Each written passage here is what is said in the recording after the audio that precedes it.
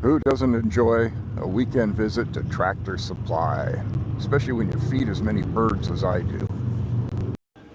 And this is what I'm talking about here. We have wild bird feed, 35 pounds, $16, or wild bird feed, 40 pounds, $24. I'll go with the cheap stuff. I don't have highfalutin birds. I need something like this, but not for squirrels. My hummingbird feeder attracts the woodpeckers because they can feed through those little holes.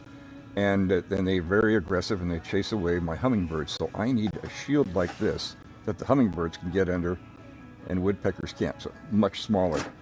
And I can't find anything like that. But now explain this. This is 2-pound whole peanuts, $13. You go to the grocery store and 2 pounds is $2. I know, I was just shopping there. They're having a sale, 2 for $4, 2 pounds each. Tell me about that.